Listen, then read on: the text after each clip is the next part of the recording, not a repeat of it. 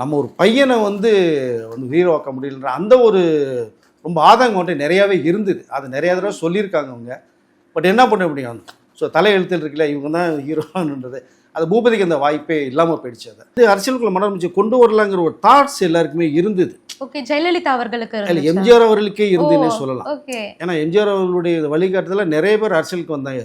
நம்மளுடைய ஜெயலலிதா அம்மையார் கூட தனிமையில் இருக்கும்போது பார்த்தா எம்ஜிஆர் அவர்கள் தான் தனியாக இருந்தால் ஒரு மாதிரி ரொம்ப ஸ்ட்ரெஸ் ஆகுமா, நீ அம்முன்னு தான் கூப்பிடுவார். வா அம்மா அரசியலுக்கு வந்து நீ உள்ளவான்னு சொல்லி தான் வந்து கொள்கை பரப்பு செயல போஸ்ட் கொடுத்து வச்சு அப்புறம் தமிழகத்தை தாண்டி இந்தியாவே மிரள வச்சு ஒரு அயன் லேடியாக மாறினாங்க அவங்க. ஸோ மனோரமா ஆட்சி அவர்களில் கூட வந்து எம்ஜிஆர் அவர்களே அரசியலுக்கு நீ முடிஞ்சால் கூட வாமா அப்படிங்கும்போது, பட் அவங்களுக்கு இன்ட்ரெஸ்ட் இருந்தால் கூட சினிமாவில் ரொம்ப பிஸியாக இருந்தாங்க. அதனால் அரசியலுக்குள்ளே போனால் சினிமா பண்ண முடியாது அப்படிங்கிற நோக்கிறதுனால படத்தை விட்டுட்டு வர முடியாது. அப்படிங்கும்போது அந்த ஸ்பேஸுக்கு இன்னும் ஆள் இல்லை. திரும்ப சொல்லிக்கிறேன், இப்போ கோவை சரளா அவங்க கூட அது மிக சிறந்த நகைச்சுவை நடிகை தான். பட் மனோரமா அவங்க இடத்துக்கு அவங்களால போகவே முடியல.